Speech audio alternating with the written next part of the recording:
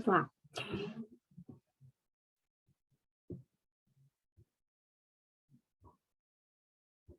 Ok. Então, bem-vindos mais uma vez, né? Nós escolhemos hoje para discussão, reflexão, o tema liberdade de expressão, um tema que, no mínimo, a gente pode pensar que é de extrema delicadeza, né? E, ao mesmo tempo, necessário.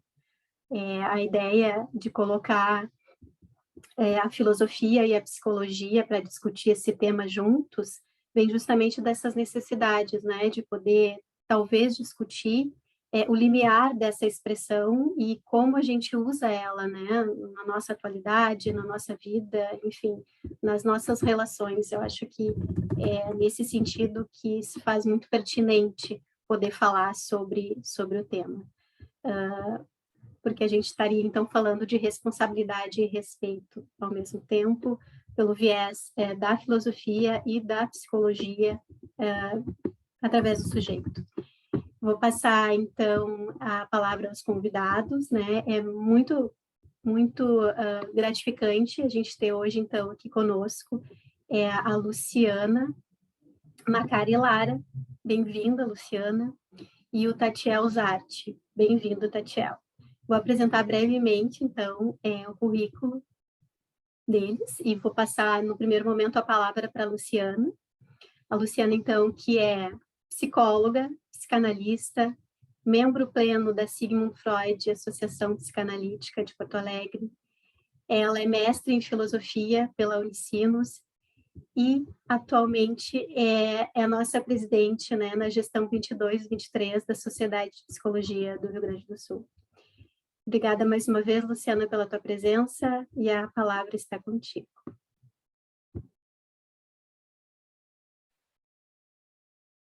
Obrigada, Elis. Boa noite a todos. Queria primeiro agradecer muito o convite do Núcleo do Litoral para estar aqui com vocês hoje. Podendo trocar com vocês e com o Tatiel, vai ser um prazer sobre esse tema tão instigante, tão, como disse Elis, tão delicado, mas ao mesmo tempo tão necessário, né? Queria também, antes de começar, cumprimentar o Núcleo do Litoral por esse momento importante, né, de passagem da coordenação, de apresentação da nova equipe. Agradecer, Elisângela, por todo o trabalho e toda a dedicação com o Núcleo do Litoral, por todo o crescimento que ela proporcionou para o Núcleo. E dar as boas-vindas para o Henrique na coordenação. Eu tenho certeza que vai ser um período de um trabalho muito rico, muito profícuo, né? E a gente vai estar junto esse tempo todo. Então, eu escolhi falar um pouco sobre liberdade.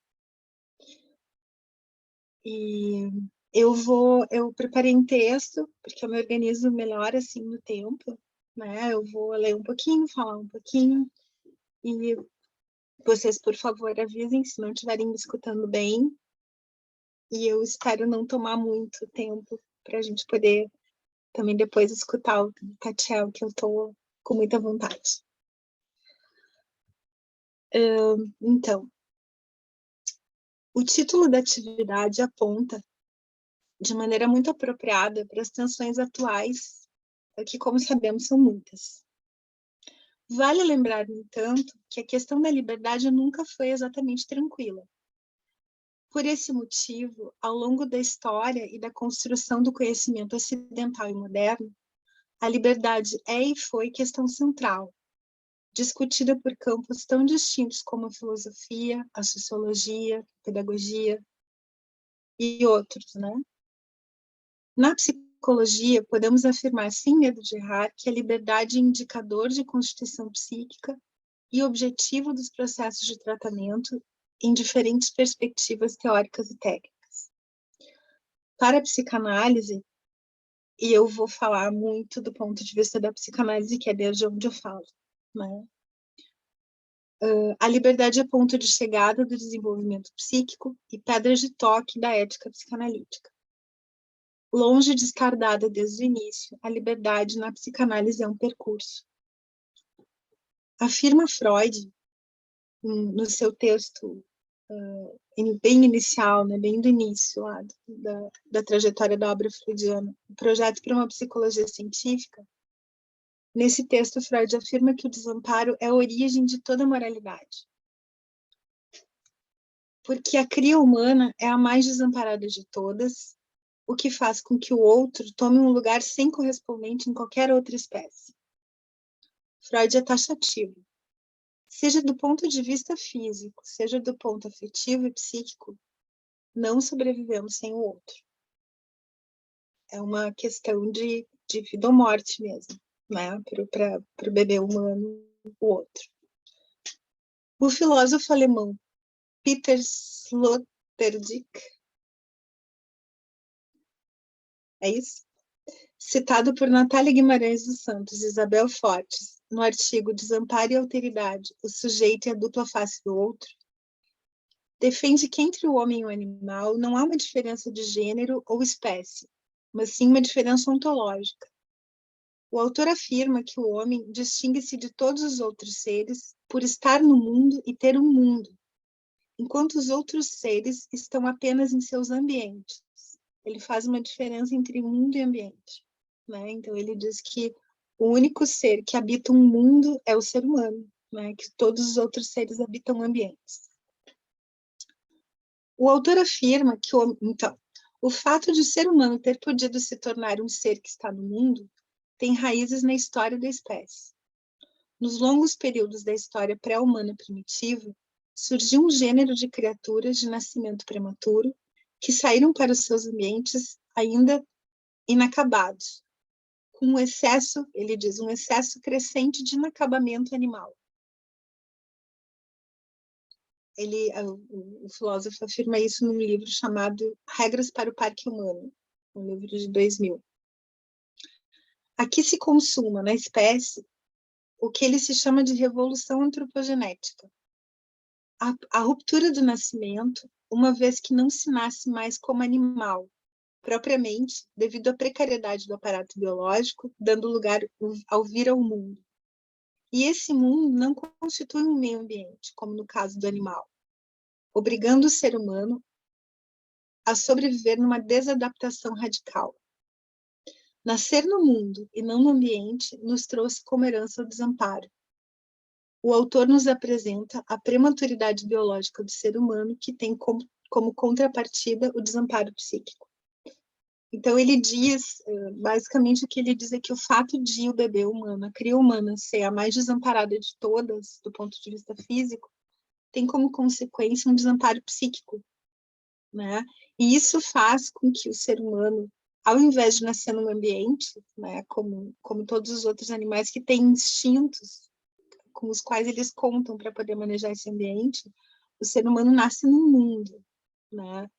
E um mundo, isso quer dizer o quê? Ele nasce num mundo simbólico, ele nasce num mundo que pré-existe a ele e no qual ele é jogado, é um mundo de laços simbólicos, é um mundo da cultura que ele vai ter que aprender a transitar, né? E que na verdade ele nunca vai acabar de aprender a transitar nesse mundo, né? Porque o simbólico ele está sempre em mutação. Então essa é a diferença que ele faz entre mundo e ambiente. Para a psicanálise, o traço mais importante de nosso desamparo inicial é o fato de que o registro da existência do outro precisa ser construído pelo psiquismo inicial da cria humana, que a princípio não o possui. O outro, de quem o bebê depende totalmente, não existe de saída em seu registro psíquico, o que obviamente eleva o seu desamparo a um nível máximo. Então, o que isso significa? Né? Que para o bebê, a princípio, não existe um outro que possa atendê-lo e que possa fazer coisas por ele, né? Ainda que exista concretamente, isso não existe no registro psíquico de um bebê. Por isso é que é tão importante para que um bebê construa o registro psíquico do outro, a regularidade, né? O ritmo, para que ele possa começar a marcar que se ele está com fome e ele chora agora, daqui a 5, daqui a 10, ou daqui a 15 minutos a mamadeira vem. Né? Isso como uma primeira inscrição do outro e do seu cuidado.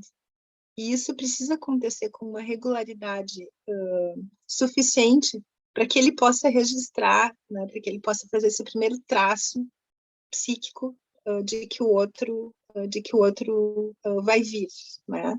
E assim ele vai construindo esse registro psíquico de uma alteridade, que a princípio ele não tem. E isso eleva, né? Isso faz com que o desamparo seja inconsumerável no bebê humano. A essa condição inicial, então, da cria humana, de que não existe um registro do outro, é o que a gente chama de onipotência, onipotência infantil. Né? Então, o outro não existe, tudo sou eu, né? Não existe uma diferenciação imediata entre eu e o outro, ou entre eu e o mundo, ou a realidade. E, por consequência, a gente tem uma constatação paradoxal, mas interessante, de que desamparo e onipotência são os dois lados da mesma moeda. A construção do registro da alteridade demanda e põe em movimento todo o desenvolvimento do psiquismo, desde a integridade do sistema perceptivo, passando pela capacidade de registrar os traços da percepção e ligá-los a registros prévios, constituindo assim a memória. Uma das mais importantes consequências desse processo inicial de diferenciação é que o bebê dá-se conta de que, para ter o que precisa, terá que falar. Então, na medida em que o bebê vai percebendo e vai construindo o registro do outro, ele também vai se dando conta de que o outro é um outro diferente dele, de que esse outro não tem como saber imediatamente o que ele precisa ou quer, e que, para isso, ele vai ter que se expressar. Né? Para ir em direção ao outro, ele vai ter que construir uma linguagem, e vai ter que falar. A linguagem, portanto, é a ponte que construímos para, apesar da definitiva separação em relação ao outro, irmos em direção a ele. A linguagem é o terreno que construímos para caminhar uns em direção aos outros. Assim, a cria humana constrói o registro de uma realidade separada e independente daquilo que, simultaneamente, começa a reconhecer como um eu. Este eu, ao reconhecer e diferenciar de si os objetos, passa também a reconhecer os objetos que lhe satisfazem as diversas necessidades e investi-los com a força daquilo que, nessa condição inicial, podemos chamar de amor. Então, na medida em que o bebê vai podendo se diferenciar do mundo, ele também vai podendo reconhecer quais são os objetos, né, quais são as pessoas que investem nele de uma maneira diferenciada e satisfazem as suas necessidades. E aí nesses objetos ele começa a investir, a fazer esse investimento diferenciado do que a gente pode chamar, então, nesse momento inicial, de um amor, né? O início do que a gente chama de amor. Se reconhecer a existência diferenciada de uma realidade externa a si foi o passo inicial para deter e adiar certas premissas de satisfação, pois aí esse eu inicial já sabe que precisa considerar essa realidade externa se quiser satisfazer-se, o momento seguinte é de temor da perda do amor dos objetos investidos e de tudo que essa perda implicaria. É esse risco que faz com que a criança renuncie a certas formas de satisfação que possam pôr em risco este amor, no processo que se convencionou chamar de castração. Então, à medida em que o bebê vai percebendo que existe uma realidade diferente dele, ele também vai percebendo que ele não pode, que ele tem que obedecer certas condições para se satisfazer, né? Do contrário, isso não vai acontecer. Do contrário, ele pode, inclusive, sentir dor. Né? Então, na medida em que ele vai percebendo como é que a realidade funciona, ele vai se dando conta de que, se ele agir de uma determinada forma, vai dar mais certo, digamos. Né? Porque a realidade que ele vai percebendo, diferenciando, impõe certas condições para que a satisfação possa acontecer e para que a dor não aconteça. né? Assim que a criança vai percebendo, por exemplo, que ela não pode tocar em certos objetos, ou que ela não pode fazer certos movimentos, ou que se ela chamar de uma determinada forma, o que ela precisa vai vir antes, vai vir mais rápido. Então, na medida em que ela vai percebendo a realidade, diferenciando essa realidade, ela também vai conseguindo dominar o trânsito nessa realidade de forma a se satisfazer. O passo seguinte é ela perceber que esses objetos em quem ela investe amor, eles aprovam ou desaprovam determinadas condutas, né? Que tem coisas que ela faz e coisas que ela deixa de fazer que fazem com que esses objetos atendam mais rápido ou deixem de atender. Né? Então, ela vai se dando conta também de que tem coisas que ela faz que podem colocar em risco o investimento e, portanto, o amor dos objetos. E aí, em nome do amor dos objetos, da preservação do amor desses objetos, ela deixa de tomar determinadas ações. Né? Ela começa, por exemplo, a adiar a necessidade de satisfação em nome de manter o amor do objeto. Né? Por exemplo, toda a educação, toda a educação da criança para a higiene é feita assim, né? A criança deixa as fraldas, por exemplo, né? E aprende a fazer xixi e cocô, por exemplo, né? No banheiro, por amor. Basicamente é por isso, né? Porque ela sabe que isso a mãe aprova. Então, todas essas renúncias são feitas em nome do amor e do investimento no objeto, que são consequência, por sua vez, do amor e do investimento que o objeto fez na criança. A mãe, o pai, enfim, né? Quem quer que cuide. Assim se forma, enfim, um sujeito. Sujeito às vicissitudes de uma realidade que lhe é alheia, sujeito ao outro que o acolhe e ampara, sujeito ao mundo cultural que o antecede, sujeito às próprias demandas pulsionais proibidas, pois tiveram que ser renunciadas em nome do amor do objeto. É isso que quer dizer sujeito. Né? Sujeito quer dizer sujeito a todas essas coisas. Né? Isso aqui é um sujeito. A liberdade humana subsiste, portanto, numa condição paradoxal. Só a possibilidade de mover-se livremente num mundo alheio a nós, se levarmos em consideração seus movimentos. Só a possibilidade de nos movermos livremente na vida afetiva, se levarmos em consideração a existência do outro, seja esse outro objeto de amor ou a própria realidade que nos cerca. Paradoxalmente, somos mais livres quanto mais capazes de reconhecer e lidar com a nossa condição limitada. Isso é um paradoxo, né? A gente não costuma pensar muito nisso, mas assim, quanto mais apropriados, quanto mais no domínio dos nossos próprios limites, mais a gente consegue, então, transitar e ser livre, né? Nesse mundo que nos limita por si só. E ainda, quanto mais capazes de dominar e percorrer o terreno que construímos e pavimentamos na direção do outro, a linguagem. Mover-se no terreno da linguagem, que é o único que possuímos para exercer a liberdade possível a nós seres que se constituem no desamparo e na ligação com o outro, implica novamente a renúncia e a exigência de satisfação imediata e a aceitação do mundo simbólico que nos antecede, e que é o único que podemos habitar.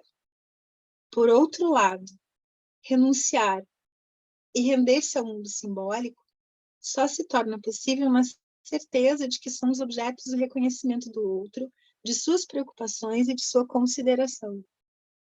Assim como a criança só se rende à necessidade de simbolizar e falar pela garantia do amor do outro, também nós só nos rendemos à necessidade de renúncia e à observação das leis da linguagem na certeza do reconhecimento e da pertença ao mundo humano e suas leis.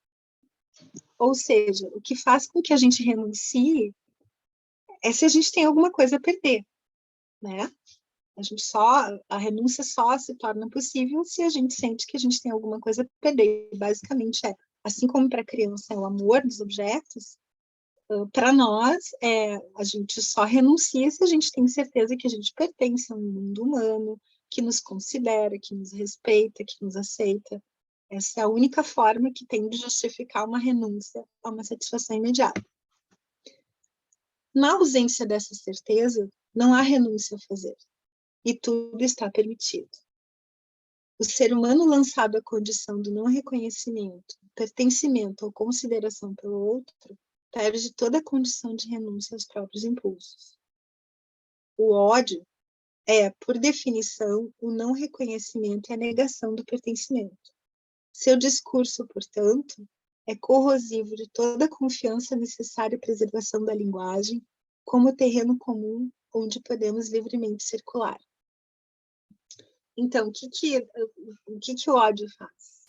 Né? O ódio que é exatamente a colocação do outro nesse lugar excluído, né? Como se eu desconhecesse o outro, se eu desconsiderasse e colocasse esse outro num lugar onde não existe reconhecimento, onde não existe pertença. A consequência natural é que esse outro retirado do terreno da consideração e da pertença, ele não tem mais renúncia a fazer. Ele não tem mais por que observar regra nenhuma. Percebe? Levada ao extremo, essa é a situação da destruição da linguagem. E se, como diz o filósofo, nosso habitat não é o ambiente, mas o mundo simbólico, portanto, não nos restaria, sem a palavra, sem a linguagem, mundo algum para habitar. Ou seja, se a gente destrói a linguagem, se a gente a esvazia, né, e esvaziar a linguagem significa exatamente esvaziá-la da confiança que a gente tem de que ela significa alguma coisa, né, de que falar nos reúne e faz com que a gente se reconheça como pertencendo a uma mesma espécie, né, como pertencendo a um mesmo lugar, a esse mundo simbólico. Quando se esvazia a linguagem, quando a linguagem é utilizada, por exemplo, para colocar o outro para fora desse mundo simbólico, isso é o início da destruição desse terreno da linguagem, que é o terreno que a gente tem para circular, inclusive para ser livre. Né? A gente não tem. É como se a gente tivesse um campo para correr e a gente botasse fogo no campo. É mais ou menos isso.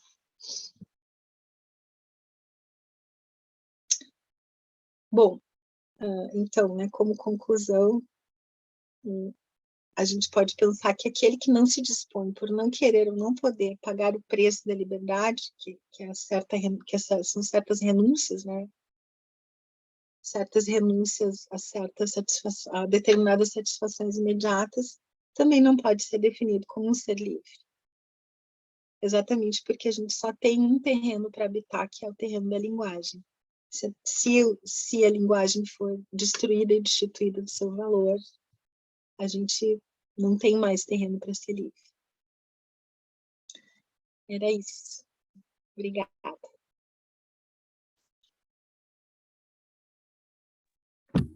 Obrigada, Lu. Obrigada, Luciana, pelas tuas colocações, né? Tenho certeza que nos pôs a pensar aqui. Mas vamos deixar para seguir falando. Vou chamar, então, o Tatiel, né? Tatiel Zarte. Muito bem-vindo, Tatiel, e mais uma vez te agradeço a presença. O Tatiel, que é comunicador há mais de 10 anos, ele é pesquisador, divulgador científico, educador popular, escritor de host podcast Ouse Saber, um programa que é ouvido em mais de 12 países, né, nas redes sociais. Ele tem 16 mil seguidores aí. Então, e lançou também em 2021 agora um livro de poesias chamado Chumbo, né, uma obra mesclada entre as teorias de Freud e Nietzsche com a mitologia grega. Então, Tatiel, bem-vindo e está contigo a palavra. Vocês me escutam bem? Vocês me escutam bem?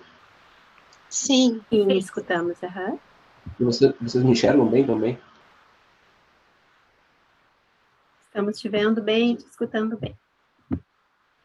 Que ótimo, porque a minha webcam, como eu estava falando anteriormente, antes de começar, ela veio numa caixinha de sucrilhos, então a qualidade que eu tenho não é muito boa. Eu agradeço o convite de estar falando mais uma vez com vocês, eu até me sinto meio deslocado de estar aqui, está todo mundo bem arrumadinho, né? Parece que a gente está num evento formal. Eu estou com uma camiseta de banda velha, todo tatuado e tal, mas isso também é liberdade de expressão, né? Porque a linguagem não dá conta da gente se expressar de forma suficiente. Então, a arte também é uma forma de expressão, a forma que a gente se veste, a forma que a gente se expressa esteticamente, é uma forma de liberdade de expressão. Então, eu vou ir falando aqui com vocês, a minha maneira didática é um pouco diferente, vocês podem me interromper no momento que vocês quiserem, inclusive quando se sentirem provocados, porque toda vez que me convidam para esse evento, eu tento fazer com que seja a última vez falando de coisas e mexendo em lugares nos quais talvez não deveria mexer. E só para começar, eu sempre vou falar sobre cada ambiente que eu tiver que tenha pessoas da psicologia, da psicanálise, eu tenho que falar sobre um momento fatídico que foi quando eu entrei em um grupo de formação e a coordenadora, então, desse projeto de formação de psicanalistas pediu para que eu me afastasse do grupo porque a minha leitura filosófica sobre Freud atrapalharia a turma de psicanálise.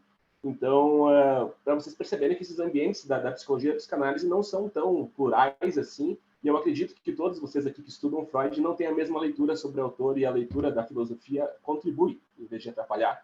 Mas, enfim, só um adendo para que vocês não se tornem esse tipo de pessoas que excluem a filosofia ou as outras áreas que podem ajudar no embasamento. Tanto o pessoal da literatura, com a literatura russa, com Dostoiévski, com Tolstói, pode contribuir muito com debates relacionados à psicanálise. Então, tentem não ser esse tipo de profissionais, que é o que eu peço em nome da filosofia, no geral. Bom, agora para falar sobre essa temática, é inevitável que a gente, pelo menos por algum segundo, pense sobre um recorte de classes e o quanto isso está diretamente relacionado à nossa possibilidade de ter lugares seguros ou não para falar. E para a gente começar a pensar sobre isso, quantas pessoas negras nós temos aqui ouvindo esse debate sobre liberdade? Tem alguém negro aqui?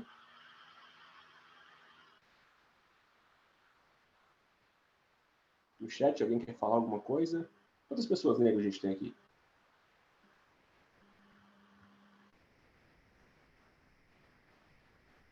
Bom, inclusive, enquanto a gente estava esperando para começar, nos banners, né, que a gente estava esperando para ver os próximos eventos aqui, quantas pessoas negras apareceram nas fotinhas para falar? A gente pode pensar sobre isso, e como uma autocrítica também. Então, tem um livro muito bom de um sociólogo chamado Norbert Elias, que ele fala sobre o quanto algumas potencialidades nossas elas não são exploradas porque a gente não teve acesso a elas. Talvez aqui nesse grupo a gente teria grandes ginastas ou talvez grandes pianistas, mas que nunca tiveram acesso a um piano ou um ambiente de ginástica olímpica.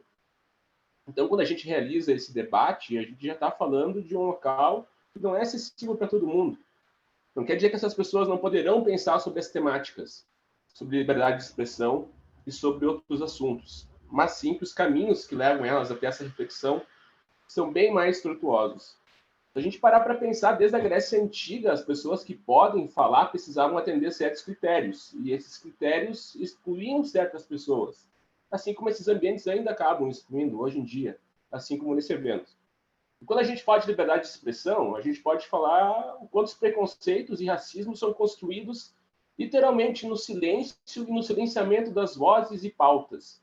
E não é aquele papo que a gente precisa deixar os racistas falarem para que a gente saiba que os racistas pensam para a gente combater o racismo.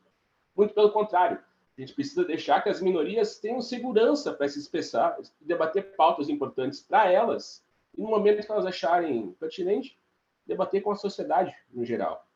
É importante que cada vez mais vozes possam falar sobre todos os assuntos. Inclusive, isso é uma das pautas mais defendidas pela epistemologia feminista, pois a ciência também perde muito quando esses espaços não são plurais. A epistemologia feminista, a epistemologia social, compreende que quanto mais perspectivas e vivências forem colocadas diante a ótica de um problema, na revisão de pares na ciência, mais perto da produção de conhecimento legítimo a gente vai estar. Por isso que é importante ter o pessoal da filosofia, das letras, debatendo psicanálise e conversando com vocês. Como um exemplo que eu posso trazer da epistemologia feminista, que vou falar de epistemologia no geral, que é o estudo da ciência dentro da filosofia, quando apenas homens estavam pesquisando, Tem a questão da pedra lascada, que foi uma das primeiras ferramentas que foram encontradas, então, nos homens pré-históricos, e os cientistas que estavam pesquisando sobre o assunto chegaram à conclusão que os homens eram coletores e que as mulheres cuidavam das crianças, e tudo bem. Só em 1960, quando epistemólogas feministas foram estudar esse mesmo objeto, elas chegaram à conclusão que as mulheres também eram coletoras. E mais um detalhe, as crianças também eram coletoras. Então, a gente pode parar para pensar a seguinte questão. Nos livros de história que vocês tiveram acesso, eu acredito que a maioria de vocês não seja de 1960 a 1970, mas depois de 1960, os livros de história ainda têm representação do homem pré-histórico sendo coletor. Dificilmente você vai ver uma representação artística de uma mulher sendo a coletora. Então, isso ainda causa um apagamento das mulheres dentro da história, dentro da expressão artística, dentro da linguagem, dentro da liberdade de expressão, de certa forma. Outro exemplo que a gente pode falar é como a academia também apaga as mulheres. Quando a gente for parar para pensar na forma que a gente assina, referencia autores, a gente pega e coloca o sobrenome, então, por exemplo, Zart, Tatiel, e mulheres, então, também acabam sendo apagadas, porque muitas vezes é só o sobrenome da mulher e depois a primeira letra inicial. Isso ainda é herança de toda a nossa forma moral que foi estruturada aqui no Ocidente por conta da Igreja Católica, porque não existem mulheres padres, a gente sabe disso. E tudo isso tem uma questão simbólica que foi estabelecida e que a gente acaba absorvendo. Então, quando a gente fala de liberdade de expressão, é uma coisa muito além do que meramente falar o que vem à telha. Tem toda uma construção do que a gente conseguiu conquistar como liberdade de expressão, distinção o que de fato é a liberdade de expressão. Uma coisa que a gente precisa ter claro na nossa cabeça é que existe uma distinção entre opinião e pensamento. Quanto mais simples as opiniões das pessoas, mais simples serão os pensamentos dela. É muito fácil a gente encontrar opiniões parecidas com as nossas. E quando se tratam de assuntos extremos, onde a pessoa fala as maiores barbaridades do mundo e ela defende, ela está falando com, não, isso é a minha opinião. E ela fala, não, isso é a minha opinião, como se aquilo validasse, né? Mas será mesmo? Se eu fosse desafiar vocês aqui a falarem uma opinião que é só de vocês. Alguém aqui tem uma opinião que é só de vocês, que vocês podem compartilhar com a gente? E falar, não, essa opinião é só minha, ninguém mais tem essa opinião. Acredito que ninguém teria uma opinião para trazer aqui, e talvez se trouxesse, perceberia que essa opinião não é só sua, tá? E isso não é totalmente culpa nossa, tem muito a ver com o meio que a gente está. Inclusive, o Bourdieu fala sobre a questão da violência simbólica, que é como a gente absorve um monte de discursos e acaba adotando eles nas nossas vidas.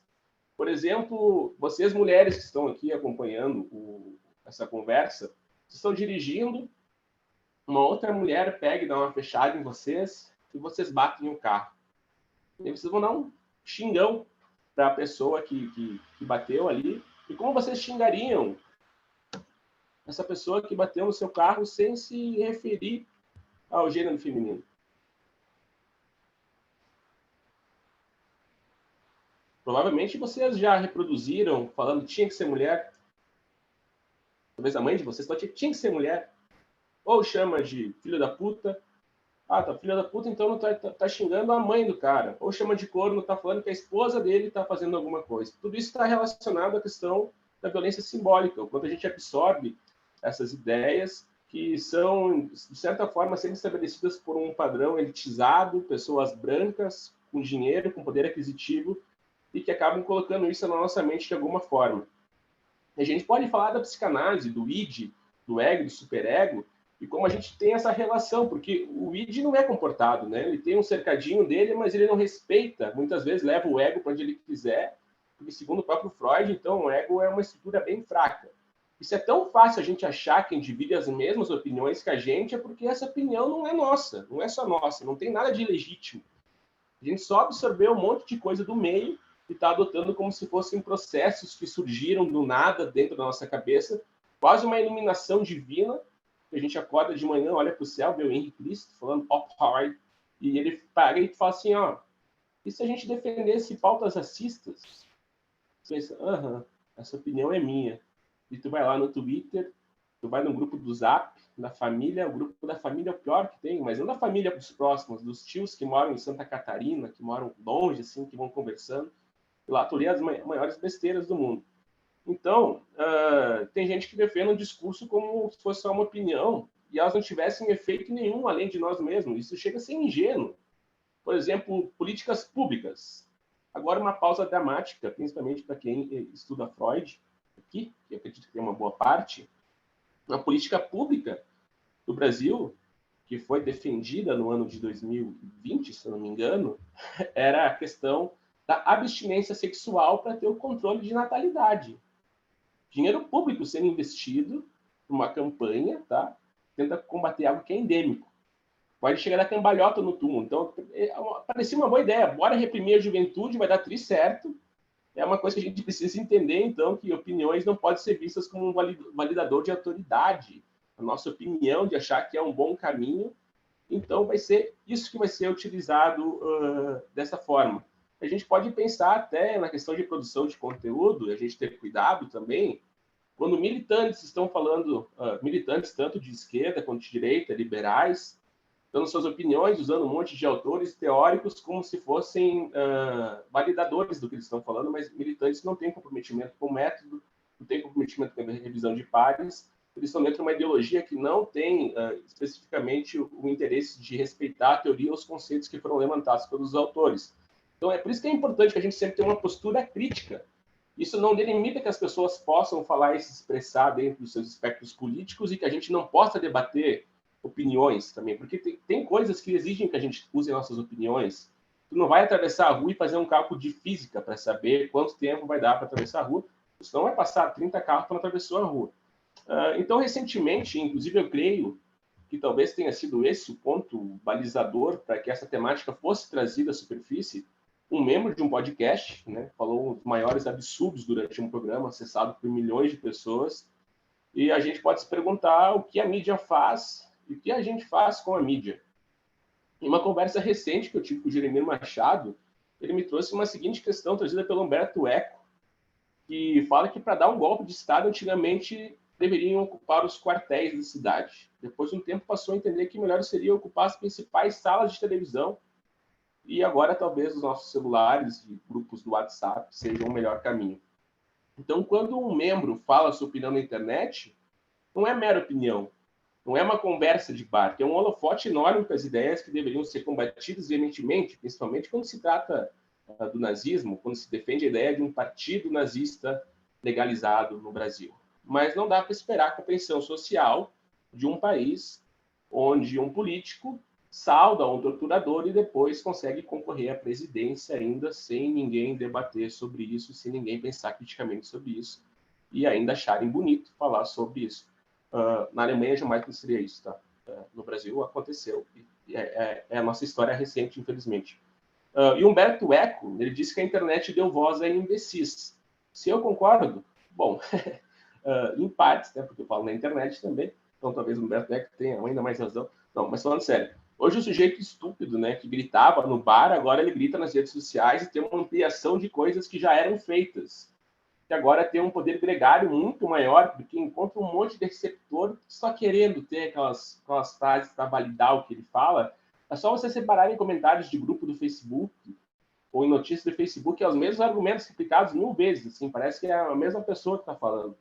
E tem um velhinho, que você já deve ter ouvido falar sobre ele, que é o Bauman, que todo mundo fala sobre amor líquido, porque ele é um velhinho com cara de muito gente boa, e as pessoas sempre relacionam a teoria e o texto dele somente ao amor e à liquidez. O Bauman dizia que, no fundo da história da humanidade, há um constante desejo de mais liberdade e um desejo de mais segurança. Só que essas coisas elas não caminham juntas na mesma direção. Volta e meia a sociedade aceita perder um pouco de segurança para ter liberdade. E volta e meia precisam voltar atrás também. Porque o intelectual é aquele que questiona, que pergunta, que incomoda, isso desde os primórdios da filosofia, desde os Sócrates, lá na praça pública, pedido, gritando, mexendo com as pessoas nas ruas, um cara feio, tá? E os primeiros que foram ter interesse no que ele estava falando foram quem? Foram os jovens. Geralmente esse sincericídio do Sócrates, o pensamento crítico, incomoda porque os sábios que se autodeterminam sábios, que falam, pessoas da filosofia, saiam daqui, vocês atrapalhem meu jeito de ler Freud. Eles não querem debater os pontos, né? Por mais que exista uma aceitação, por mais que não exista uma aceitação definitiva do que é verdade. Então, quando a gente expõe nossas ideias sem embasamento, e a gente se defende atrás delas como se fosse uma máxima absoluta, a gente está castrando a liberdade de expressão. Mas qual que é a diferença de liberdade de expressão e discurso de ódio? Liberdade de expressão e discurso de ódio são coisas bem diferentes. Mas como que a gente pode combater isso de fato? Será que a linha é tão tênue assim que a gente não consegue definir aonde começa um e onde termina outro? Bom, a gente precisa entender essa linha tênue entre liberdade de expressão e discurso de ódio, porque a liberdade de expressão, ela não está defendendo que você pode dizer qualquer coisa que você queira dizer em qualquer lugar e de qualquer jeito. Inclusive, afeta a ideia de liberdade de expressão em geral quando você faz isso, tá? Quando você reproduz um discurso de ódio, você está afetando a liberdade de expressão. Porque a liberdade de expressão funciona dentro de uma sociedade democrática e parte principalmente da ideia de respeito. Uma vez que você ameaça a sociedade democrática, você está indo contra a liberdade de expressão. A liberdade de expressão é uma garantia institucional. A liberdade de expressão só existe dentro da democracia.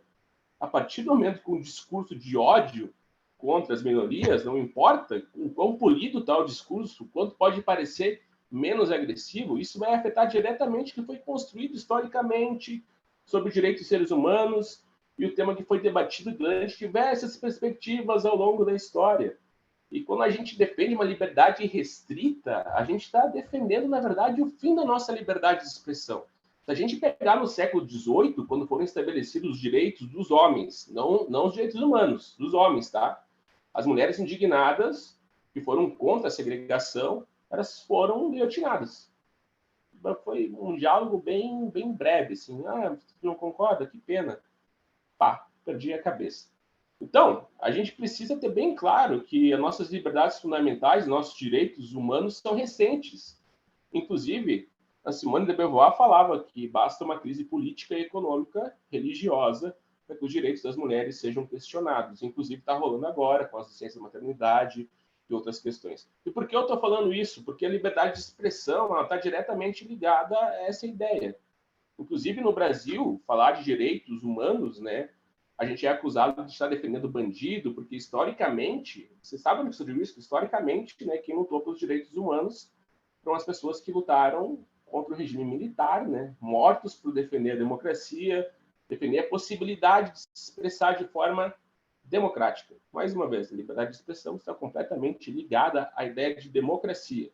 E os mesmos que defendem a liberdade de expressão para falar os absurdos, mais absurdos do mundo e restritos, como relativizar nazismo, relativizar racismo, falar contra minorias, falar várias barbaridades, falar de geração mimimi, esse tipo de comentário que é completamente imbecil, desculpa falar. Eu posso falar assim porque a gente da filosofia é um pouco mais marginal nesse sentido teórico.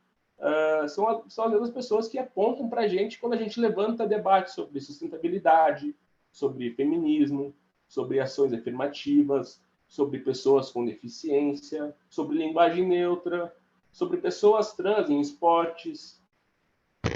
Mas o que a gente está fazendo de errado? A gente está trazendo o debate para dentro do âmbito democrático, para a gente debater ideias. E aí parece absurdo. Mas quando se falam absurdos, tem que ser entendido como papel dentro da liberdade de expressão.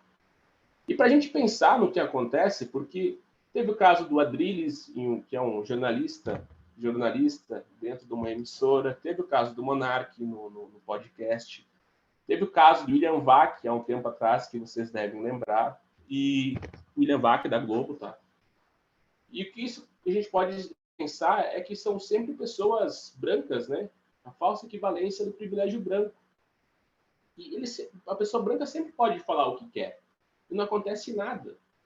Porque a gente pode pensar por qual motivo um jovem branco pode fazer afirmações racistas e não sofrer nenhuma consequência. Porque ser imbecil, gente, ser escroto, ser ignorante é um privilégio branco. Se a gente parar para pensar no cancelamento da Carol Conká no BBB, assim, não assisto o BBB, tá? A gente da filosofia não é assim, a gente vamos ler livros, não. A gente fecha os livros e assiste BBB. O cancelamento da Carol Conká, o cancelamento do Emicida, o cancelamento de qualquer outro artista em menos dimensão, que seja a própria morte da Marielle Franco, tentaram tirar todo o contexto do que aconteceu, sempre tem uma proporção maior e mais agressiva. E tem um filósofo, então, da ciência, que é o Karl Popper, que ele fala sobre a tolerância ilimitada.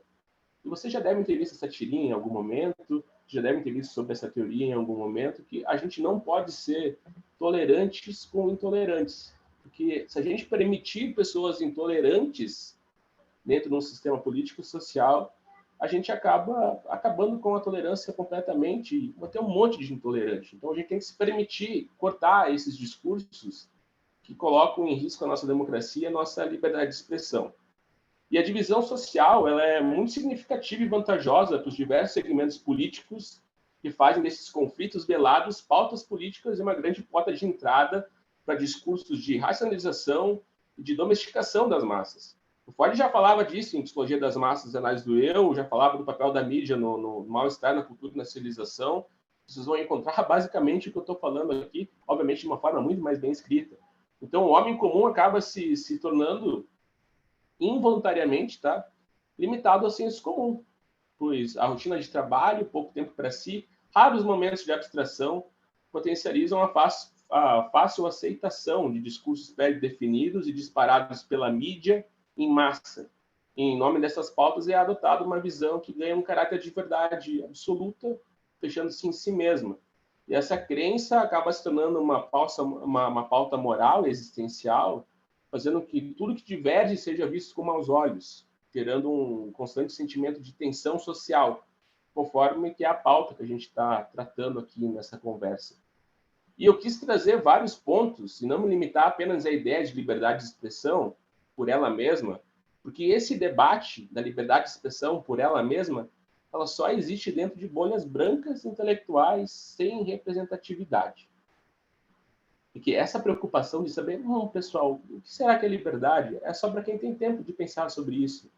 Porque quem tem que comer amanhã e não sabe como vai conseguir dinheiro não tem tempo para pensar, e não é por acaso. Tem uma conferência do Foucault, que eu me recordei agora, que eu não lembro o ano exato, que é Os Anormais, que ele faz uma genealogia da anormalidade, e ele fala sobre toda essa questão de a gente não consegue definir o que é normal, então a ideia do que é normal foi produzido pela gente. Inclusive, o Norbert Elias tem um livro sobre a questão da criação das etiquetas sociais e por que elas existem, que é claramente para distinguir quem faz parte de uma linha da sociedade e quem faz parte de outra. Então, a gente pode parar para pensar, quando se fala de liberdade de expressão, liberdade de expressão para quem? Por quanto tempo? Por quê? E o que a gente pode fazer para que, de fato, a liberdade de expressão seja uma liberdade de expressão que abarque todos os segmentos, e não meramente bolhas acadêmicas, não meramente nossos grupos de família, e não só em grupos de WhatsApp, onde não é liberdade de expressão. E se as pessoas não sabem o que é liberdade de expressão, não é por acaso.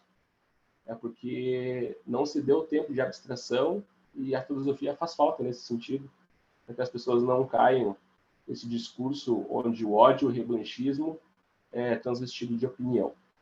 Bom, basicamente é isso. Eu espero que vocês tenham gostado da minha fala, e é isso aí. Valeu pelo convite. Muito obrigada, Tatiel, pela tua fala, pelas tuas palavras, as tuas colocações, né? Com certeza a gente vai ter bastante o que discutir. Vou passar aqui, então, a palavra para a Vitória, que vai nos ajudar com as mensagens, com as falas. É contigo, Vitória. Obrigada, Elis.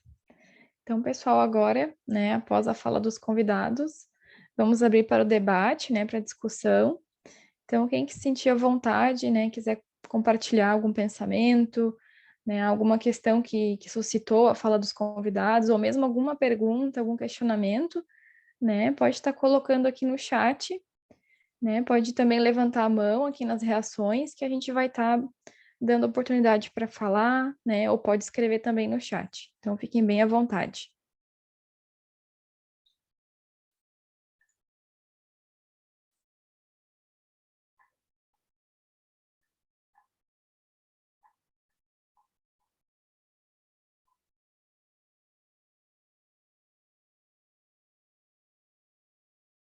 aqui ao longo do evento a gente foi tendo uma série de comentários, né, que o pessoal foi fazendo a respeito da fala, né, dos convidados, da Luciana, do Tatiel, né, eu convido a eles que escreveram aqui no chat, se quiserem abrir o microfone, né, para falar, ou mesmo fazer uma pergunta também aqui no chat, tá?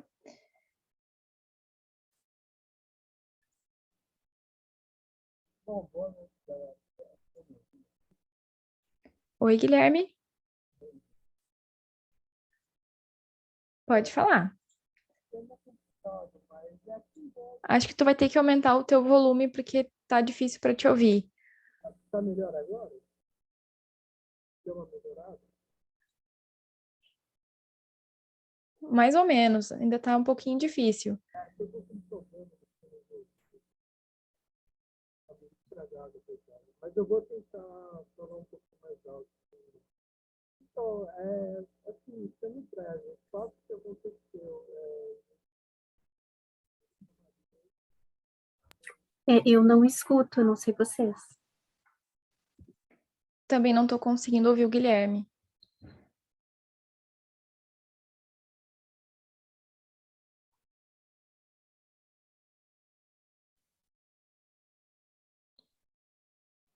De repente, eu estou ouvindo, acho que é no próprio microfone dele, acho que é por isso que ele estava colocando no chat, ele está dizendo que está isso, arrumando. aham. Tá bem, Guilherme, é uma pena, mas a gente não estava ouvindo mesmo. Mas a Uhum. pergunta que ele faz é se os convidados poderiam falar mais sobre a respeito da liberdade de expressão infantil e como as crianças são reprimidas desde sempre por se expressarem, bem como os traumas que isso pode causar. Essa pergunta é da Jennifer, Da que Jennifer. veio. Ah, tá. Aham.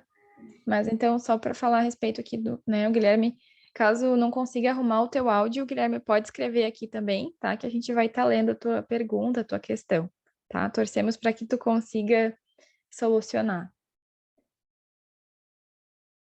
Enquanto isso, a gente pode ir indo aqui para a pergunta da Jennifer. Eu não sei se os nossos convidados querem que eu leia novamente. agora tá melhor. Oi, agora sim, Guilherme. Então tá. Desculpa, é que tô tendo um problema aqui, vocês acham. Pode Mas falar. boa noite para todo mundo. Então, é um tema complicado, mas assim, eu não sei o quão complicado é mais para o pessoal do Rio Grande do Sul lidar com esse assunto, mas é relacionado ao tema da Boate Kiss que veio à tona esse ano e envolve a questão de liberdade de expressão também, enfim, que eu falo sobre isso, porque o Ministério Público do Rio Grande do Sul teve a pachorra eu estou falando isso porque eu tenho ligação com o Ministério Público, eu não poderia estar comentando muito sobre, mas é impossível ficar calado. Teve a pachorra de conseguir basicamente processar pais de vítimas ou pessoas vítimas diretas, porque mexeu com a idoneidade de um certo promotor lá. E, assim, entra na pauta de uma liberdade de expressão, porque, poxa, a pessoa não pode mais criticar, então, a atitude que o indivíduo fez, principalmente sendo um indivíduo que deveria defender o direito, esse direito, né? E, enfim, eu não vou me estender muito sobre o assunto, porque talvez seja muito complicado. Porque eu li o livro da Daniela Herbex e fiquei completamente atônito. Mas é isso, gente.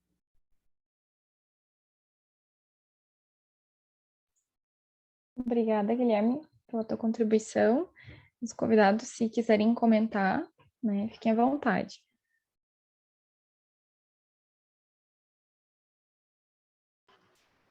É um assunto bem delicado para falar, né? Então, o que eu posso falar dentro do escopo da filosofia política, que quem perguntou é o Guilherme, né? E isso que tu fala é muito complicado, porque a gente percebe o quanto essa questão das nossas liberdades, elas nunca estão garantidas de fato. É isso que eu estava tentando falar para vocês. quanto é fácil esse poder ser cerceado a um toque. E, inclusive, os primeiros sócios políticos que falaram sobre a questão da igualdade, equidade, sobre a importância da gente ter esse diálogo, inclusive da sociedade poder debater com os poderes, foi o John Rawls, que ele fala, então, sobre a questão a gente pode até falar sobre a acessibilidade de pessoas com deficiência e tudo mais.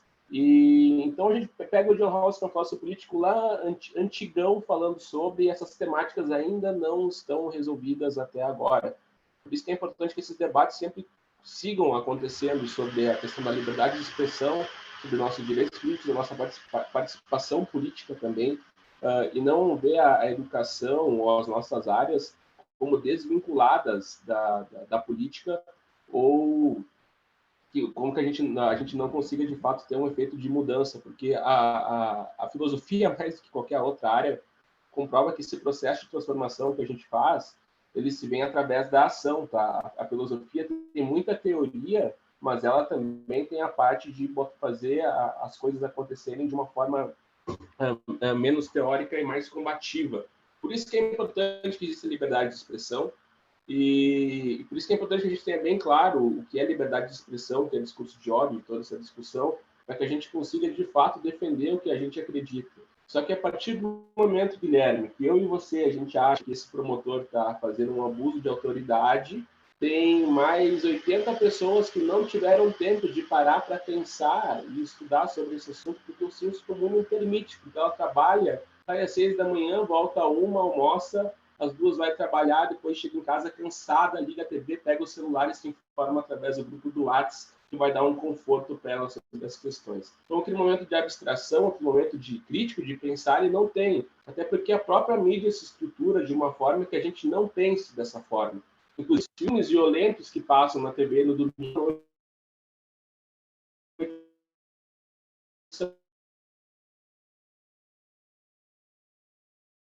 uma forma de escudo, homem másculo lá, fosse a representação, eu posso trabalhar já mais tranquilo. Inclusive, o Adorno fala na dialética do esclarecimento, fala essa questão de como a mídia é utilizada até para dar esse conforto metafísico para as pessoas. Então, é muito complicado quando a gente está numa postura de professor, de psicólogo, de intelectuais, de levar esse debate até o público, a gente conseguir fazer com que eles pensem criticamente, se posicionem, porque tem aquele debate, por que eu vou me envolver sobre isso? Por que eu vou falar contra um promotor? E o que isso me afeta? Isso me afeta de alguma forma?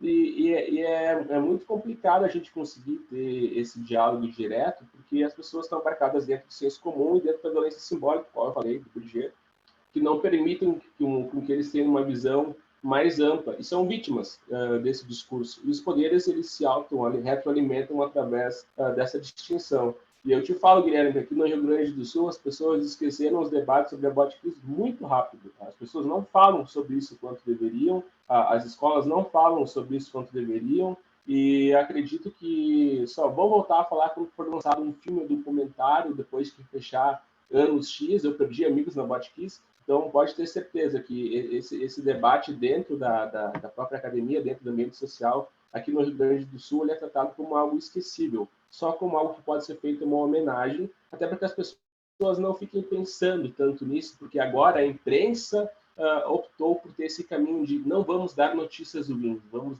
aliviar agora depois da pandemia. Isso, na verdade, é um problema, né? Porque o desconforto faz parte da nossa construção social, da nossa formação como humano, e a filosofia é esse desconforto constante que é levado até vocês, até os alunos de alguma forma.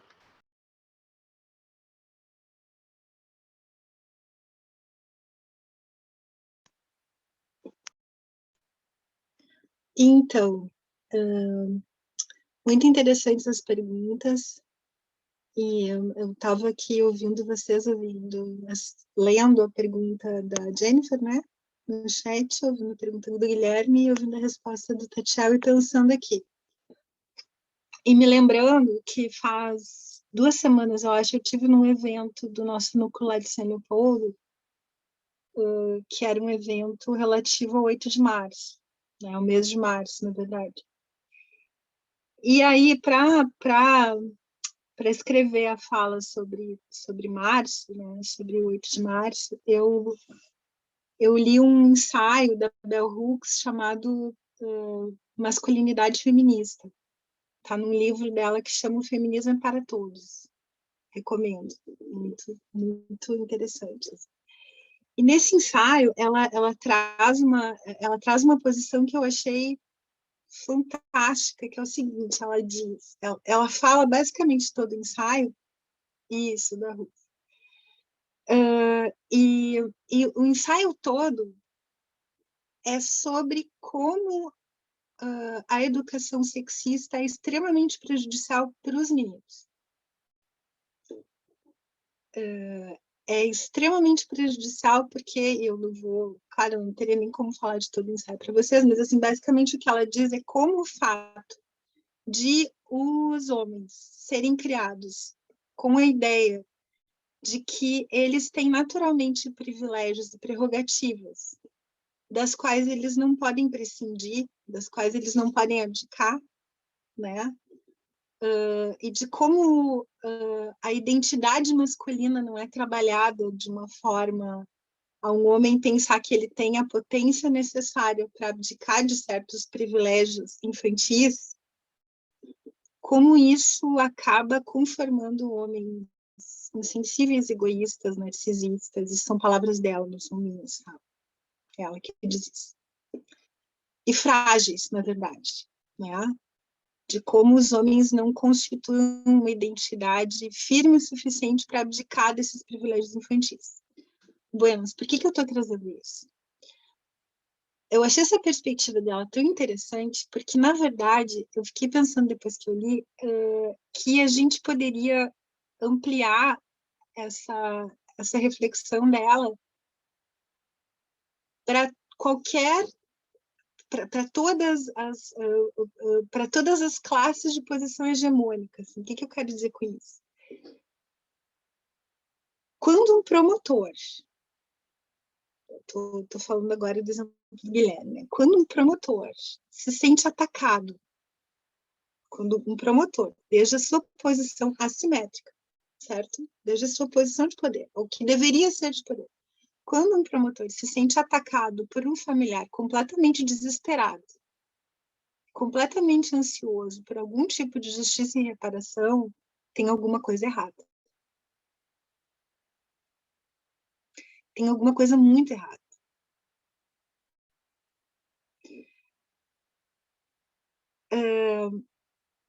Quando alguém se diz atacado pelo que se convencionou chamar de... Como é que é o negócio? Racismo... Como é que é aquilo? Até me esqueci. Racismo inverso? Alguém me ajuda aí. Não. Racismo reverso. Racismo reverso. Racismo reverso. Obrigada. Quando alguém se sente atacado por alguém que está evidentemente numa posição de minoria, e é claro que eu não estou falando de minoria de número, né? Não estou falando de minoria nesse sentido, assim, mas estou falando quando alguém que está, obviamente, numa posição hegemônica se sente atacado por alguém que não está e diz que isso é racismo reverso, tem alguma coisa muito errada. Então, o que eu fiquei pensando é como a gente pode pegar essa reflexão da Bell Hooks sobre os homens e generalizar isso para todas as posições hegemônicas. Quer dizer, como é que alguém, vamos colocar assim, um homem branco, rico, como é que ele pode se sentir atacado pelas reivindicações e pelo tensionamento do simbólico promovido por alguém que nunca teve uma posição hegemônica e que está simplesmente reivindicando o seu direito de pertencer, né? No que ataca alguém achar que precisa de um privilégio para se sentir sendo? Vocês entendem o que eu quero dizer?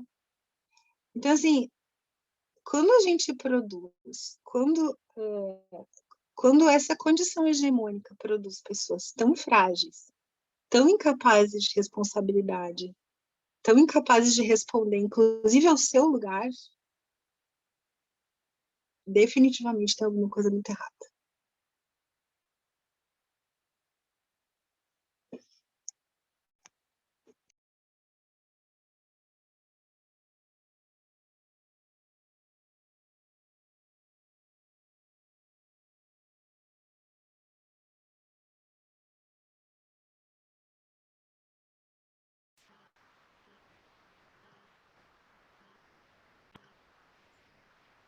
No caso, a idoneidade dele, Guilherme, é a compensação fálica dele através de um poder aí que ele se utiliza. Inclusive, eu acho muito interessante isso que tu traz sobre a questão da utilização do poder, Luciana, porque é uma posição de covardia quando se utiliza de uma postura de autoridade para conseguir benefícios, né, que não são acessíveis a outras pessoas da comunidade. Isso acontece muito dentro do ambiente escolar e ambiente acadêmico, inclusive de professores que se abusam daquela postura de intelectualidade, admiração que às vezes existe por um grupo de alunos, e a partir dali se relacionam então com as alunas. Isso é completamente desprezível, destrói completamente a experiência pedagógica universitária do aluno, porque depois não dá certo, pega e vai embora, se envolveu. Tu está se utilizando de um poder que tu tem, de uma postura que tu tá para conseguir ter acesso. Isso mostra o quanto tu é uma pessoa fracassada, de certa forma. Tu precisa estar naquele poder, naquele status, para que tu, de fato, consiga ter acesso a alguém que está numa postura inferior. E quando a gente fala da questão de liberdade de expressão e sobre violência simbólica, a gente não tem casos isolados, tá? Tem um caso do Carrefour que aconteceu, daquele homem negro que acabou sendo assassinado, que foi morto. Os seguranças também eram negros, tá? Então, mas então não foi racismo porque os seguranças também eram negros. Não, foi. Ele absorveu a questão do racismo estrutural, daquela ideia que agora, então, você... não sei se vocês já tiveram contato com indígenas que tiveram ascensão, acesso até o ensino superior. Não é raro os professores falarem, não, agora você não é mais índio, tá? Agora você é estudante de direito. Agora você não é mais índio, agora você é psicólogo. E tentam descaracterizar o indígena, tentam tirar o valor dele, da cultura dele. Inclusive, quando colocam uma criança indígena na escola, falam para ela, não pode mais falar teu dialeto, tá? Tu tem que aprender a falar inglês dentro da escola. Mas você não pode falar o seu dialeto aqui dentro com seus colegas. Isso é violência simbólica. E essa violência, essa castração que está causando, causa uma violência incrível dentro das crianças. Falando, quando perguntaram aqui em cima, eu lembrei do Piaget, quando ele começou a fazer a experiência dele, então, pedagógica com as crianças. Eu não sei se vocês sabem disso, mas ele burlava os dados, porque ele queria as respostas que validassem a pesquisa dele. Então, se ele fazia uma pergunta, ele queria que a criança falasse verde e ela falava roxo, ele ignorava aquela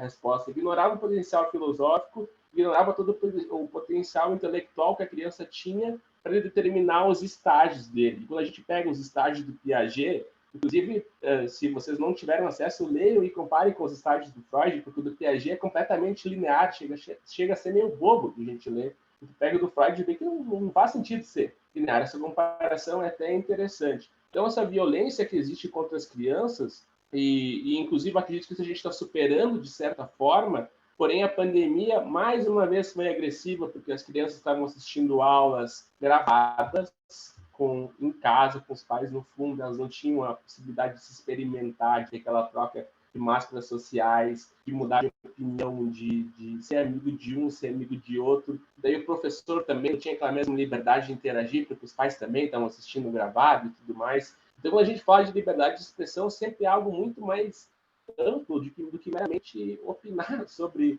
os assuntos. E algo que a gente pode pensar é que é importante que a gente opine, mas que a gente sempre pontue quando é opinião, porque a Luciana tem todo o embasamento acadêmico, científico dela de pesquisas, mas às vezes a Luciana quer dar a opinião dela, e quando ela falar, ela vai dizer, não, gente, essa é a minha opinião, tá? Não é a opinião do autor.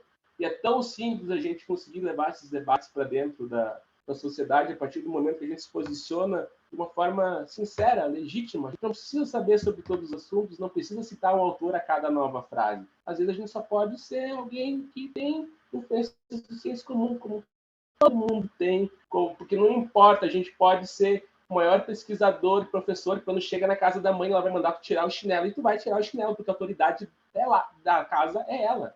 É a tua mãe, pode estar com 40, 50, 60 anos, a tua mãe é a autoridade, não importa quantos tipos acadêmicos que você tem. Então, quando a gente fala de liberdade de expressão, é saber em quais lugares algumas temáticas são necessárias e quais lugares não é o momento de falar sobre tal assunto. Por isso que quando eu trago para vocês a provocação de saber liberdade de expressão para quem, é a gente pensar se esse debate aqui faria o mesmo sentido se a gente fizesse na ocupação do Záquia, aqui em Passo Fundo. Se a gente fosse lá conversar com eles sobre liberdade de expressão, eles não têm a possibilidade de se expressar em coisas básicas, gente. Eles não têm acesso a poder ir até o centro, às vezes, e entrar no shopping, porque o segurança do shopping vai achar que a forma que eles se expressam esteticamente, a forma que eles se vestem não é adequada para o local. Então, a liberdade de expressão vai muito além do que a gente fala e tem toda essa questão da violência simbólica e dos signos que a Luciana trouxe, enquanto isso afeta a gente diretamente. A gente cheio de privilégio, eu branco cheio de tatuagem, entra em todo lugar tranquilo, porque branco com tatuagem é estiloso. Então, a gente pode pensar sobre várias questões, se colocar nesse posicionamento crítico e pensar o quanto a gente tem privilégio de poder se expressar sobre algumas coisas e como seria difícil a gente se colocar no lugar do outro e por que é tão difícil.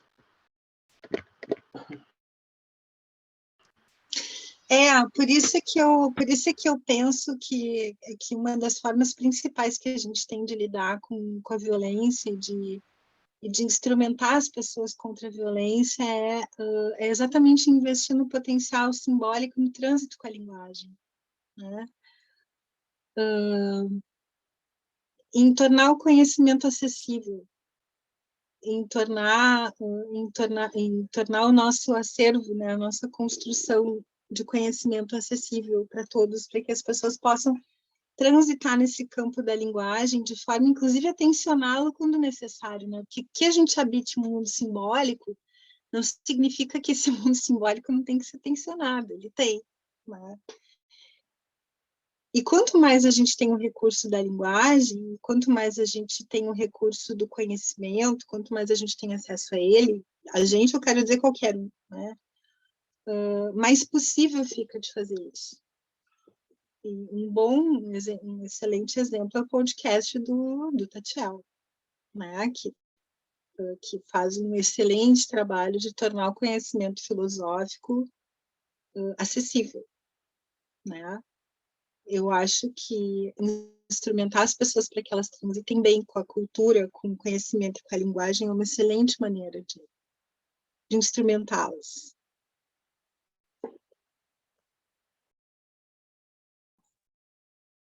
Temos uma pessoa que levantou a mão para falar, Jennifer. Boa noite. Eu fiz a pergunta relacionada à criança. Eu fiquei bem contente com a colocação do Tatiel. Não era um ponto de vista que eu tinha pensado quando eu coloquei a minha pergunta. E a parte que eu digo, assim, da questão da liberdade de expressão, era só um ponto que eu queria colocar aqui, assim, na roda. É que, antigamente, a gente tinha comunidades inteiras que cuidavam de grupos de crianças. Então, as crianças, elas eram extremamente acolhidas, extremamente amadas, extremamente reconfortadas. E hoje a gente tem crianças que, quando elas tentam expor a dor delas, né, uma liberdade de expressão da dor por meio do choro, elas escutam, engole o choro, isso é frescura, é manha. Então, em que momento a gente passou de uma sociedade que acolhia a dor de crianças, que são o nosso futuro, para uma sociedade que banaliza qualquer tipo de expressão que não seja a criança boazinha, a criança comportada e que faz somente o que o adulto manda. Então, a gente está criando seres humanos ou a gente está criando robôs que obedecem e cumprem com expectativas? Eu acho que esse era um ponto, assim, que talvez eu queria ouvir, assim, um pouco dos palestrantes, se quiserem comentar um pouco. Então, eu estava pensando na tua pergunta, Jennifer, assim também. Porque a questão da criança é que quando a criança fala, em geral, pela sua condição de criança, e por ela não ter ainda conformados, ainda construído certos mecanismos de censura, ela normalmente aponta para aquilo que é difícil para os adultos, né? Ela geralmente não diria assim, mas muito frequentemente o que a criança desdenuncia né? Ou faz com que os adultos se sintam denunciados nas suas formas de funcionamento mais primitivas. E quando eu falava que um dos grandes problemas, assim, de a gente produzir uma cultura, de a gente produzir um mundo simbólico onde as pessoas que ocupam posições hegemônicas são frágeis e não sabem assumir a sua posição de poder como uma posição desde onde elas precisam cuidar dos outros, né? Porque uma posição de poder é isso, uma posição de poder é uma posição desde onde cuidar do outro. Isso é muito emblemático no caso das crianças, né? Então, quando um adulto, desde a sua condição de adulto, se sente ameaçado pela fala de uma criança, porque a fala da criança traz um conteúdo que não está bem resolvido para ele, normalmente é isso, né, que motiva esse tipo de atitude, de novo, tem alguma coisa errada com o adulto, né? E isso não significa que uma criança não precisa ser educada, não precisa ser ensinada, não precisa, inclusive, aprender a se proteger no que ela diz e faz, né? Ela precisa do adulto para isso. Agora, é muito diferente que o adulto se sinta ameaçado pela fala de uma criança e, por conseguinte, ameace a criança quando ela fala. Isso aponta para uma fragilidade do adulto.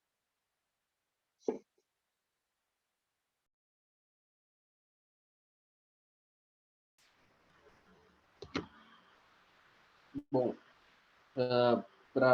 não sei se a Luciana terminou, se travou aqui, para mim travou a imagem dela. Terminei. Para mim travou bem no você falando, mas então beleza. É Jennifer que falou, né? É, Jennifer? Isso. Jennifer, quando a gente fala da questão de criança, uma coisa que parece que faz muito tempo que tem essa compreensão é que o conceito de criança só começou a ser estruturado e conhecido a partir do século XVII. Então, antes as crianças eram compreendidas como pequenos adultos. Inclusive, no século XVII, é o período barroco, tu consegue ter acesso, procura no Google, se tu quiser, representações de arte barroca, as crianças são representadas, todas parecem anões. Não parecem crianças, tá? Porque não tem aquela representação, não tem aquela ideia de criança é criança de fato. E, inclusive, a criança é vista como a personificação do pecado por muito tempo. A partir do período barroco começa a se desconstruir essa ideia, e no classicismo também, que depois surge a partir da arte ali, que os filhos do Bach vão tratando sobre essa questão, é um movimento que acontece histórico, e começa a ser desconstruída essa ideia, porque a criança, então, seria fruto do pecado, né? Por isso que ela precisa ser batizada e depois vai se livrar do pecado, que é o ato, então, sexual. Se a gente pensar na questão histórica aqui do Brasil e dos nossos avós, ou bisavós, que estão sem idade de vocês, no caso avós, as crianças eram por muito tempo tratadas como moeda de troca, né? Você já deve ter ouvido falar porque a avó foi criada pelo tio, porque ajudava a trabalhar na roça e tudo mais. Daí foi pegado para criar. Daí a avó pegou fulano de tal para criar, e você pegou para criar, mas você adotou um cachorro. Não, isso, não, eu peguei para criar aqui em casa, ajudou a trabalhar. Então tinha toda essa relação. A partir do momento, então, que algumas pedagogias começam a ser aplicadas, estudadas dentro do Brasil, absorvidas dentro do sistema escolar, a gente começa a compreender o papel da criança como alguém que faz parte da sociedade e, inclusive, garante a manutenção da democracia. Tem um livro muito interessante da Martha Nussbaum, que ela fala sobre o papel das humanidades, que é manter a democracia, é fazer as crianças pensarem sobre política, já desde pequeno, fazendo política, pensar sobre filosofia, sobre ciências, sobre todas essas questões. Então, a partir do momento de agora, que se tem um movimento em direção a uma educação bancária, e as crianças já não estão sendo preparadas para irem para o mercado de trabalho desde cedo, então crianças com 4, 5 anos já são colocadas em cursinhos preparatórios de inglês, já são colocados em vários outros cursinhos, tem pouco tempo para ser criança. No momento que ela quer ser criança, o pai abdica daquele momento e dá o celular para ela, para que ela fique mexendo no celular e se distraia.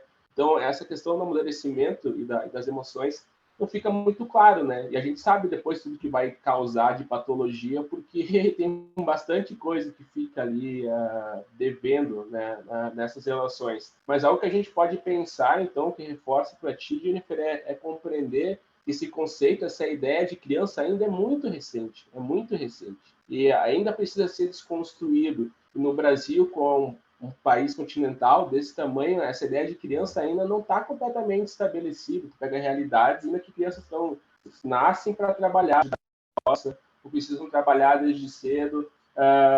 No Brasil tem a BNCC, tinha os temas transversais, então os professores deveriam trabalhar dentro das escolas para que as crianças tivessem condições de se defender, assim como a colega trouxe antes, mas um tema transversal que foi tirado, que os professores não podem falar mais, é sobre sexualidade. Então, antes, um tema que os professores poderiam trabalhar, que as crianças conseguissem indicar abusos, se conhecer, se reconhecer como indivíduo, reconhecer as pulsões externas a elas, hoje não pode ser trabalhado.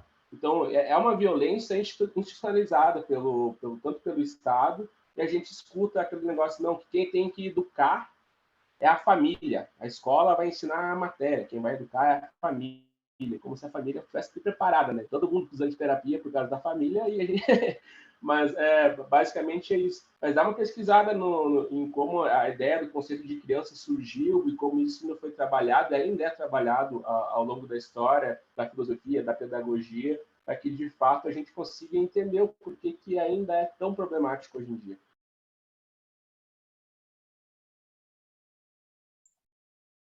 Bom, pessoal, temos mais um inscrito, né? Antes de eu passar a palavra para o Eduardo, gostaria de dar um recado que por conta do horário, né, a gente agora está encerrando as inscrições para a fala, tá? E agora a fala está contigo, Eduardo.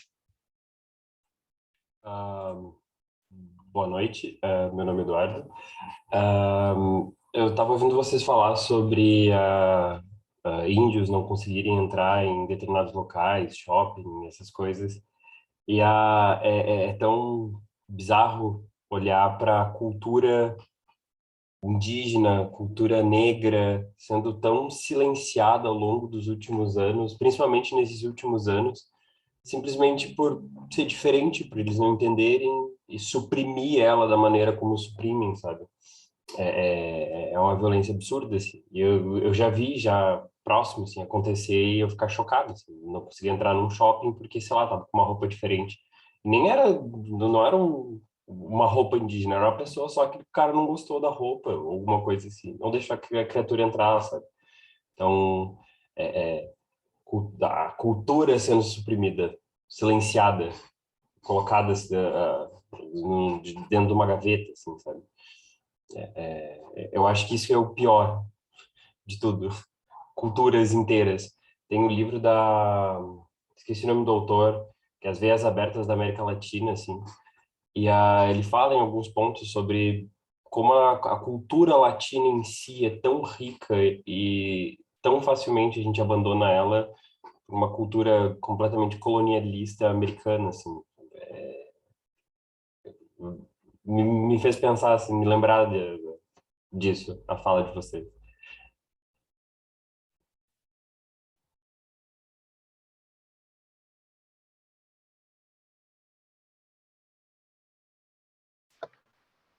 Bom, vou falar então.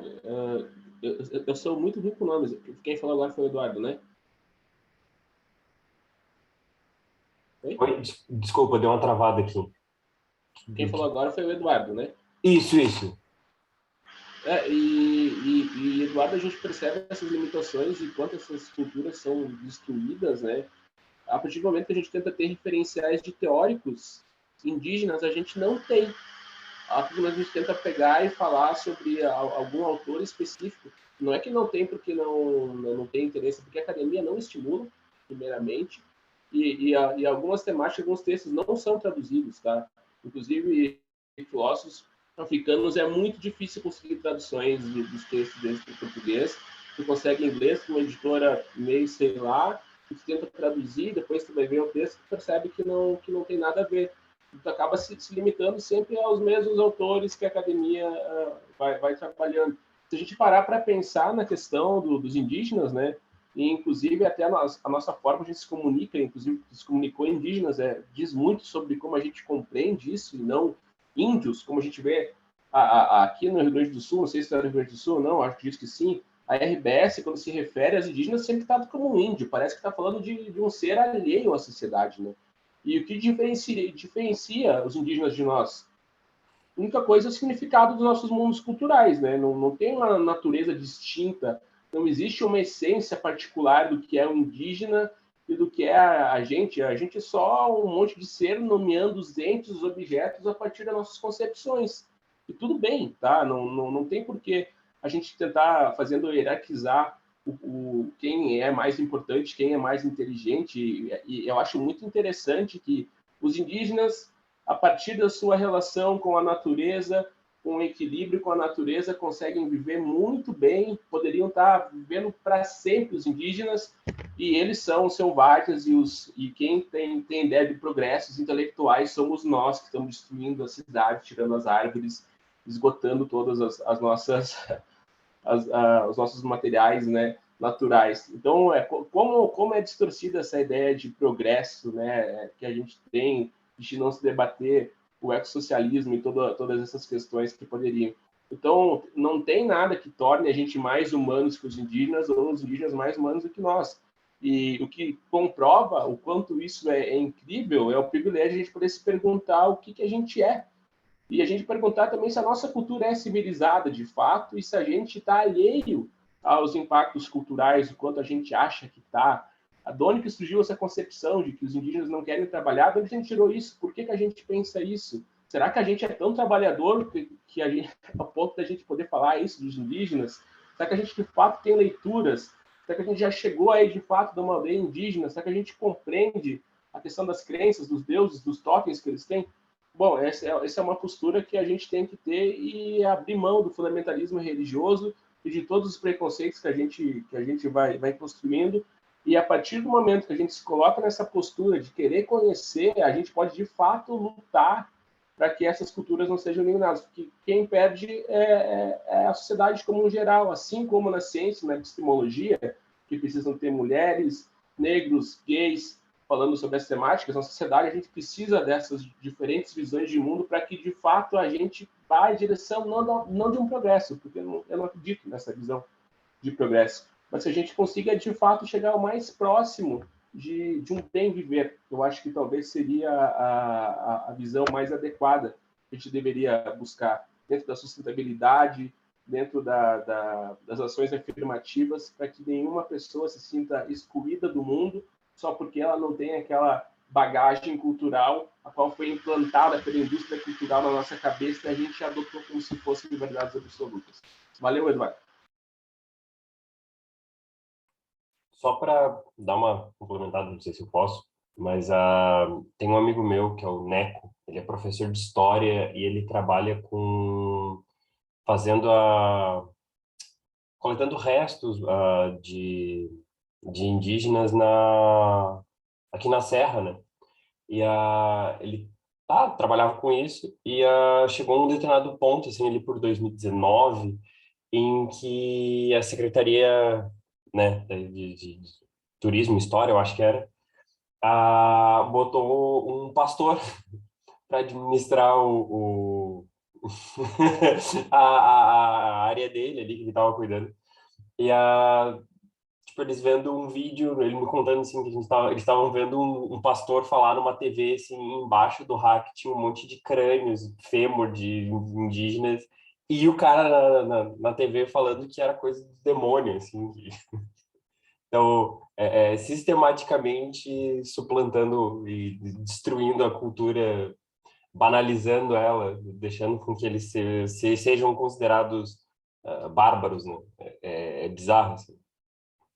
E tem mais histórias como essa pelo Brasil afora, algumas muito piores.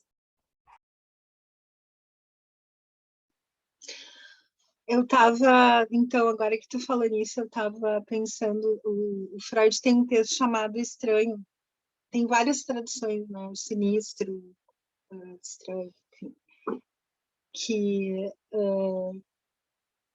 que fala, na verdade, ele faz ele faz uma decomposição do termo em alemão, né? Porque o termo alemão é Unheimlich, né? Que seria unfamiliar. E ele discorre nesse texto sobre como que parece estranho, como que parece sinistro, é exatamente aquilo que é o mais familiar. E agora que tu falou nisso, né, no demoníaco, eu estava ouvindo o Tetiel exatamente, e a tua pergunta também, e pensando como é catastrófico que a gente ignore uma parte tão importante do que a gente é. E isso tem sido absolutamente catastrófico para nós como civilização, assim. Falando da América Latina, claro, de maneira muito específica, porque a gente está particularmente próximo dessas culturas, né? Elas são absolutamente parte do que a gente é, mas como isso tem sido catastrófico para toda a civilização, né? A gente simplesmente ignorar algo que está no nosso DNA como espécie humana, né? A gente tem, só para ficar bem perto, assim, a gente tem palavras que a gente fala cotidianamente, a gente simplesmente não sabe de onde vieram e o que significam. Isso tem que ter alguma consequência, né? Que a gente simplesmente desconheça e não domine uma parte tão importante, tão constitutiva do que a gente é.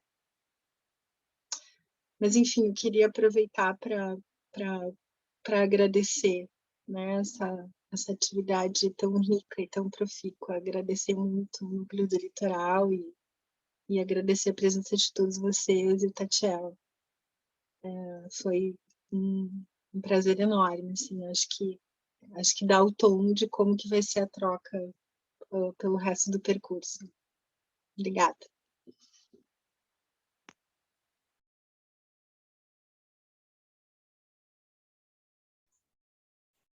Obrigada, pessoal, pelas contribuições, falas e comentários. Né? Agora eu passo a palavra para a Elisângela. Obrigada, Vitória. Eu acho que a Renata quer falar bem rapidinho, Renata. Fica à vontade. Queria só agradecer e parabenizar o núcleo, vocês, né, pela organização, pela temática. Agradecer a Lu, nossa presidente, né, tá aí, né, que a gente podendo discutir um tema tão importante, Tatiel também pela disponibilidade de estar aqui. E que bom que a gente pode estar hoje numa sexta-feira à noite dialogando e pensando tantas coisas importantes. Tá? Então, obrigada a todos. Obrigada, Renata. A Renata, então, que é a coordenadora científica da sociedade, né? Coordenadora geral, tenho o prazer de trabalhar com ela.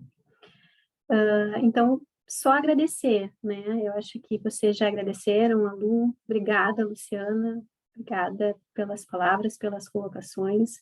Tenho certeza que, de alguma forma, isso vai nos ajudar criticamente sobre o tema, né? Não só nós enquanto indivíduos, mas enquanto sociedade, enquanto coletivo, assim como as colocações do Tatiel. Muito obrigada, Tatiel, por ter aceito mais uma vez estar conosco aqui dialogando, né? Então, obrigada a todos vocês por estarem conosco e eu desejo a todos uma boa noite. Grata, em nome do Núcleo Litoral e da sociedade também. Aproveitando também para lembrar do nosso próximo evento, então, no dia 8, a live com a psicóloga psicanalista Cláudia Rocha, abordando o tema da questão o como pensar a retomada das aulas presenciais e as contribuições da psicologia. Esse é um evento, sim, para os estudantes profissionais da psicologia, mas também voltado para a questão da comunidade. No caso, podem divulgar na família, para professores, rede geral de vocês. É um evento da Sociedade de Psicologia para a comunidade, justamente, em função dos aumentos nas crises de ansiedade nas crianças, todas as retornos, preocupações, ou como as famílias também podem lidar com isso. Esse vai ser um momento voltado para ter essa ligação. E lembrando mais uma vez também da abertura do Café Psicanalítico em Osório a partir do dia 11 de abril, com encontros quinzenais a partir das 3 horas da tarde. Se alguém tiver alguma dúvida ou quiser mais informações, pode contatar o Núcleo por meio do Instagram, @Núcleo Litoral Norte, RPS. Bem, obrigado em nome do Núcleo mais uma vez, fechamos nossa atividade aqui. Esperamos ver vocês novamente, tanto Luciana, Tatiel e os demais convidados. Obrigado. Obrigada, boa noite a todos. Obrigada, boa noite. Obrigada, pessoal, boa noite.